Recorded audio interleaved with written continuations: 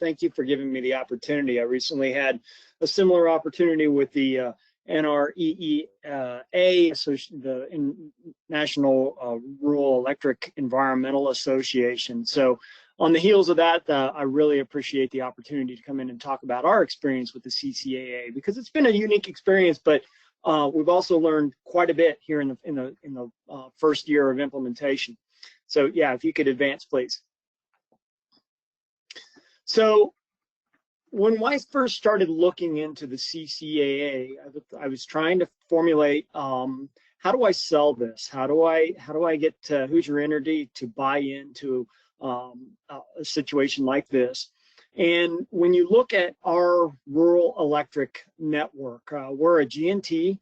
We provide services to 18 rural co-ops. So our area, if you will, in southern Indiana and southern Illinois is very conducive to this type of environment. So it's a very, very rural, very rugged area. So, you know, I felt like this was a great way to give us some validation for our vegetation management program. We started the IVM back in 2018. And I looked at this as, okay, what are the ways that we can measure our successes with the vegetation management program other than to reduce costs? And I felt like this would be a great way to highlight our practices. So we're in about our fourth or fifth year in a rotational implementation of IVM, and we're really starting to see a lot of the fruits of our efforts. One thing that we recognized right off the bat is improved landowner engagement. We had the opportunity to educate our landowners on situations where they did not allow herbicide use beforehand, but once we started introducing the IVM and the principles of what we wanted to do with the CCAA, we had a lot better, I guess, appreciation and acceptance from landowners. And we're rewriting a lot of our access agreements based upon what we call a hack and squirt or a low volume use of herbicides. It's also greatly reduced our mechanical mowing, which is labor intensive and very expensive. And of course, is kind of the scorched earth policy. So we've seen a lot of improvement in that regard. Well, we also recognize that there was about a 20% cost saving in the very first year of implementation of IVM. And that has increased over the last few years. That relates to about $500,000. So the costs associated with our involvement in the CCA were really kind of bundled into, you know, not even 10%, maybe 5% of our cost savings that we're realizing with IVM.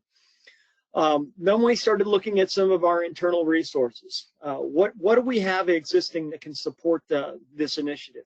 Well, we realized that we have a fairly robust GIS system, and one of the first steps we did was look into land classifications, and we've already been monitoring our vegetation management activities, and now we're starting to plug into our monitoring results as well.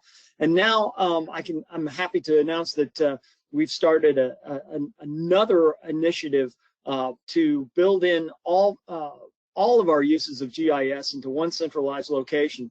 And this is going to be an integral part of that as well. Yeah, if you could advance, please. So when we sat down, you know, questions I started to ask was, how do we determine our land to be enrolled? That was probably one of the biggest challenges that we had. What will we have to change in our vegetation management program? How's it going to affect our construction activities? Because we've been around a considerable length of time, and we're doing a lot of pole replacements right now. And those pole replacements, 12, 15, 20 miles at a time, we have roughly 1,700 miles of transmission line. So how is it going to affect our construction activities? Of course, how much is it going to cost? And then how much time are we going to spend on compliance? Do we have internal resources? Do we have the staffing to be able to support this initiative as well? Some of our obstacles, obviously, management buy-in. And I was very, very fortunate that I had great resources behind me. I'll talk about that in here in just a little bit. Everybody's familiar with the resources that I relied upon through this entire process. And to get that management buy-in, then, of course, you've got to go to the working level. Discussions with line crew, engineering, construction, project management. And I'll have to say it's been very well received across the board. I realize that the culture of Hoosier is wanting to always do the right thing. So I didn't meet a lot of obstacles as I started to implement the program. And as I mentioned before, there were there were a lot of existing resources to support the program, but we did need to build some additional resources. And then, of course, then during that discussion process in the early phases of the CCAA, it's like, okay, in projects that we do not have a federal nexus, this will now provide that federal nexus. But as I look deeper into that, we use a tremendous amount of our U.S. funding, which is indeed a federal nexus. So there was not that much difference in the way that we started looking at our projects from the CCAA perspective. If you could advance, please. So once we got into the process itself, number one was determining those enrolled acres. We used the NLCD data to provide land classifications. I will have to say, when we first started this, we partnered with Cardno and Associates, and that has probably been the smartest move that we've made. As you all know, Dan Salas has been, very instrumental in the program, and it's been great working with Dan and learning so much through just our involvement. And this was the first step that we took, is doing the land classifications. And then we also looked at our herbicide rights, and that's where we started engaging landowners more. And then we used the center line measurements for our acreage calculations. So if you look at what Hoosier has enrolled in our transmission right of way, we're roughly 3,800 acres. And then our generation parcels are about 773 acres. And recently we transferred the ownership of our largest generating assets, which was a Merrim coal-fired power plant, a 1 gigawatt plant, but we retained about 750, almost 800 acres of property there, which are very conducive to this pollinator habitat development as well. So overall, we're looking at about 4,600 acres. And once we did the land classifications, we realized this is not a problem at all. We're well beyond that, and we have a little bit of a buffer as well. Please advance. So as I mentioned before, we partnered with Cardno, which is now Stantec, for our application preparation. I will have to say, they steered us in the right direction. They're very knowledgeable on the process. We went through the IPAC inquiries and assisted in our Section 7 consultations. If anybody's familiar with Southern Indiana, it is the bat habitat from the Midwest. We've got the Indiana bat, of course. Now the long-eared bat is coming into play as well. So this was a very valuable in that doing an IPAC inquiry over our entire transmission network, that's data that we're going to be able to use for a long time. Our application process took between 4 and 6 months, and Cardno was very, very helpful in addressing questions, revising as needed, working with the U.S. Fish and Wildlife, working with the Hoosier National Forest, because we have a percentage of our transmission that runs directly through the Hoosier National Forest as well. And then also helped us with a landowner and a contractor fact sheet. So we can work with our contractors, educating them on what we're trying to do, educating our landowners on why we want to change our access agreements. And Cardno was very instrumental in that. There was about a 3 to 6 month review by UIC before we got our certificate of inclusion. And one thing that Dan gave to me was that 20% of our acreage goal overall with the CCAA has already been met by current applicants. And I see down the road, if the Monarch ever gets listed, that percentage is going to go up incredibly. And I'd hate to see anyone be excluded because we've met our target once if indeed the Monarch is listed. Next slide, please. So our first year of monitoring was quite the experience. I didn't know what to expect. Once again, we brought Cardno in. They've got an incredible array of botanists. I think I learned more in 2 days of monitoring with Cardno, or Stantec, if you will, than I have, and I've spent my entire professional career in environmental services. But the tools and resources that UIC has developed were incredibly instrumental. The survey 1, 2, 3, the field maps, everything that we utilized was incredibly useful across the board. And the one thing that I really was one of my big takeaways from this was the importance of just pollinator habitat or nectar plants in general. And we found what a vast array of wildlife and nectar plants that exist upon our right-of-way. Please advance. So where are we going now? Well, obviously, in January, we've got to file our annual report. Next year, we'll be working on our implementation plan that we're going to submit for UIC on our first year enrollment. Things that we want to do internally is developing a roadmap for our monitoring, our herbicide use, and our restoration. One thing that I've been getting very involved in recently is a lot of our design and engineering projects. And now we're building this into the pre-planning stage. So if we know that we're working in a right-of-way that has been set aside and identified as enrolled acres, we really want to make sure that we have effective restoration. We're getting away from just the ryegrass that's been thrown down to serve as coverage. And we're looking at a more robust vegetation management program after construction has been completed. We're also working on some public education campaign and resources, standard work practice for right-of-way restoration. And this is what really got me involved with all programs within Hoosier, because we have transmission, we have distribution, we have substation development, we have right-of-way development for our transmission. And getting to know those guys and working with them on and educating them on what our initiative is. Once again, I say we've had just great feedback from our internal partnerships as well.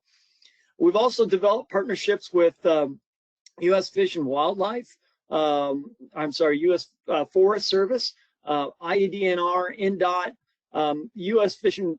U.S. Forest Service. That's been a really unique kind of eye-opening experience because we operate on a 50-year agreement, and based upon our involvement with the Monarch CCAA, we're actually talking about renegotiating that for herbicide usage, and that I see that as a great win overall because that's in some incredibly rough territory, and all we've been doing is the mechanical mowing in those locations.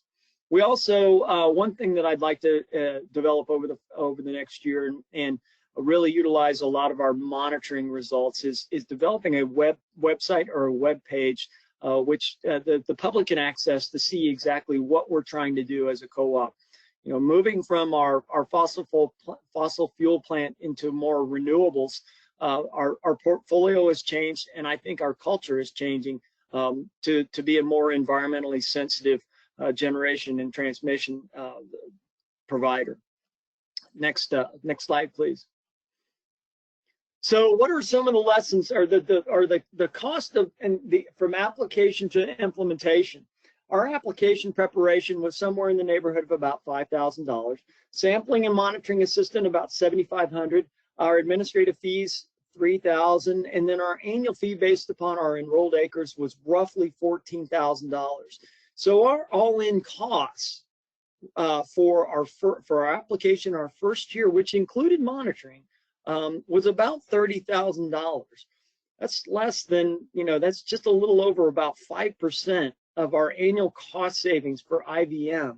And we felt like that was a pretty small price to pay for the benefits that we've realized from being involved in the program. Advance, please.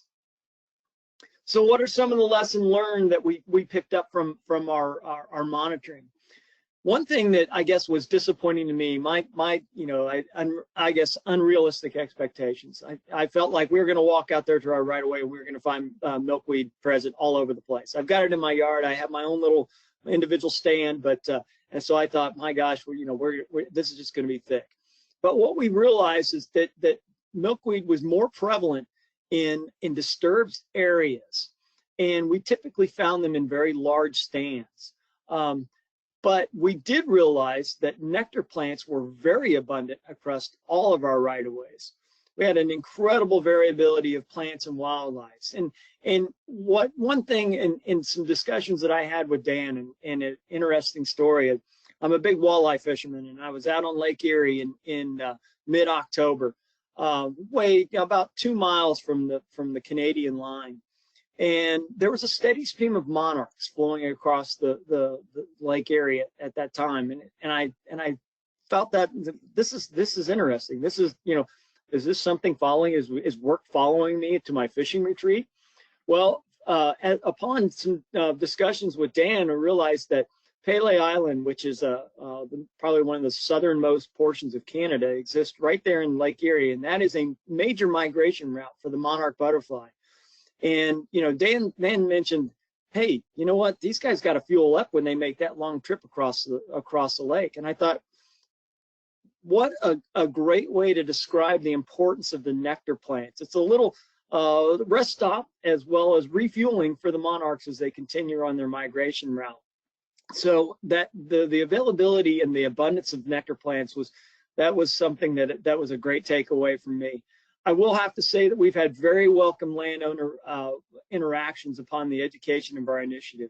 When we were out doing our monitoring program, anytime we encountered a landowner, we told them what we were doing, and we were met with very, very warm receptions as well, and an interest, a profound interest by a lot of these landowners. One thing I have to say is that we have to do better coordination with our distribution co-ops, because if there's any overlap, a lot of them still have the scorched earth, kill everything herbicide approach. And I think that's something that we need to educate them on our initiative. I realized a lot of unexpected recognition for involvement with the CCAA. Evidently, we were one of the first rural co-ops to be involved in the CCAA, and I didn't expect this type of spotlight, but it gives us the opportunity to really focus on our efforts and also being, I guess, what's the word today, an influencer for the CCAA. And as I mentioned before, it's a new negotiation tool for operational agreements. That 50-year access agreement for the Hoosier National Forest is being revisited, even though it was re-upped just 2 years ago, and it was all based upon the CCAA. But I do see a great need for inclusion into our GIS system for continued compliance and tracking. And I know that we're working on a global tool, but internally, we're working on a GIS initiative that encompasses all of our information, from pole replacement to CCAA monitoring results to the IPAC inquiries and ESA information. So, developing a more robust internal system of monitoring and tracking our information has been realized from this program. And I guess, and last slide, please. And I guess this was the toughest lesson learned. And thanks to Dan for this particular photograph. Didn't realize just how thick and nasty some of our right-of-ways were. And I walked away with one of the toughest or the worst cases of chiggers I've ever had in my life. And I spend a tremendous amount of time outside. So yeah, there's some great critters that live in our right-of-way, but there's also some pretty nasty critters that live in our right-of-way. So if you want to take away something from this, make sure you protect yourself from these little demons when you get out there and you do your monitoring program. Last slide, please.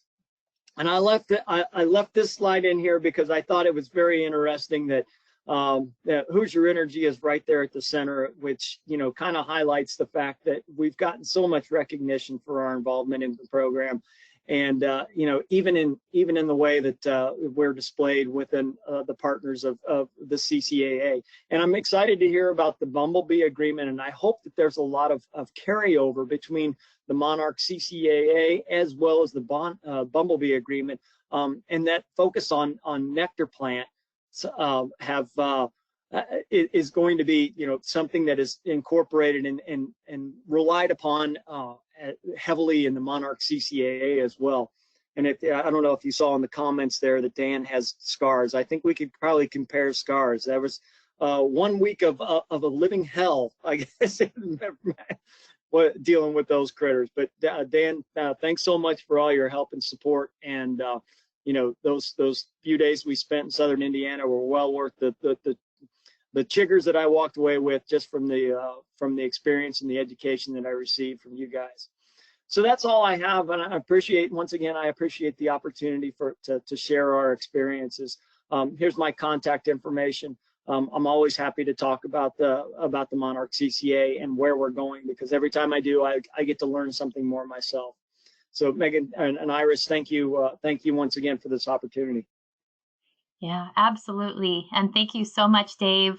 Really sorry to hear about the chigger incident. That's one of the downsides of the monitoring, for sure, if you get caught with that. But lots of really, really helpful details. I'm sure there'll be some questions from the group, so we can open up.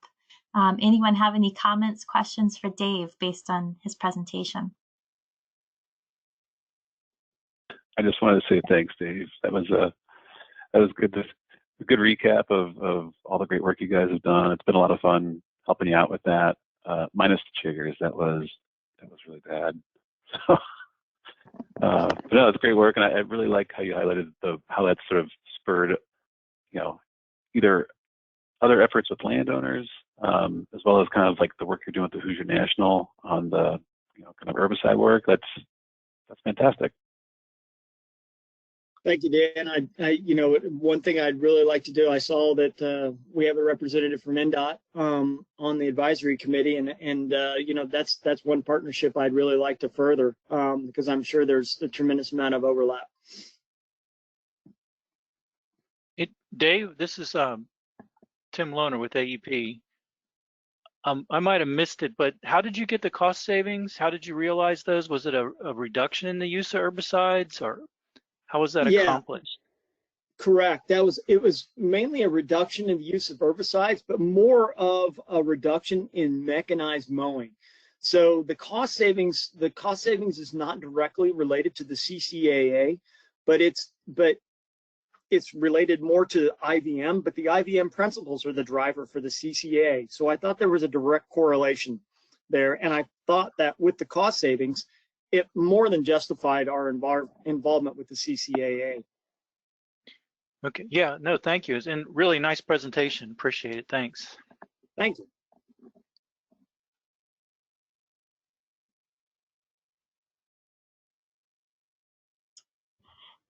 Dave, I'm sure we'll get this question, so I made a note to myself.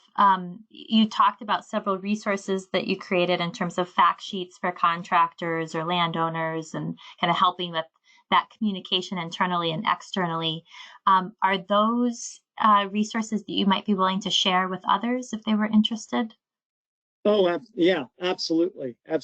Yeah, it's what we hand out to contractors. It's what we provide to our landowners when we're talking to them about access agreements. So yeah, I'd be happy to forward those to you, Iris. Okay, excellent, cool. Yep, we can either put those in the toolkit or make them available for people who are interested.